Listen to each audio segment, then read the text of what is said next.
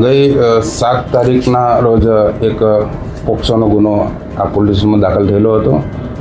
ભોગ બનનાર 14 વર્ષની દીકરીને લઈને એક 23 વર્ષનો આરોપી અશોક સુરેશ ડાભાણી જે રામાપીરના ટેકરામાંથી લઈને એ ભાગી ગયેલો હતો, જે બાબતે કિડનેપિંગ અને પોક્સોનો કલમ નીચે ગુનો દાખલ થયેલો. ત્યારબાદની તપાસ દરમિયાન બંને માઉન્ટ આબુ તરફથી લોકેશન મળેલો, ત્યાંથી ગોતે લાવીને ગઈકાલે રાતના 11:30 વાગે આરોપીને અરેસ્ટ કરવામાં આવેલો અને અરેસ્ટ કર્યા પછી એને મેડિકલ સારવાર માટે સિવિલ હોસ્પિટલ ખાતે લઈ જવામાં આવ્યો હતો. સારવાર કરી ત્યારબાદ એ લોકોને સવારના 5 વાગે પરત પોલીસ સ્ટેશન લાવેલા અને ગાડીમાંથી ઉતરતી વખતે પોલીસ સ્ટેશનના ગેટની આગળથી આરોપી છે એ પોલીસના કસ્ટડીમાંથી ભાગી ગયેલ છે.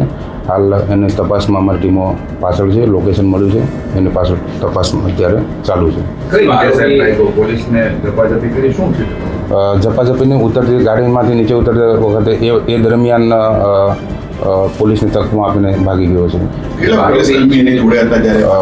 ટોટલ 3 પોલીસ કર્મી હતા, એમાં સાથે એક જે ભોગ બનનાર છે એ પણ હતા, એની સાથે મહિલા પોલીસ કોન્સ્ટેબલ હતા અને બાકી જે આરોપી હતો એની સાથે બીજા 2 કોન્સ્ટેબલ હતા.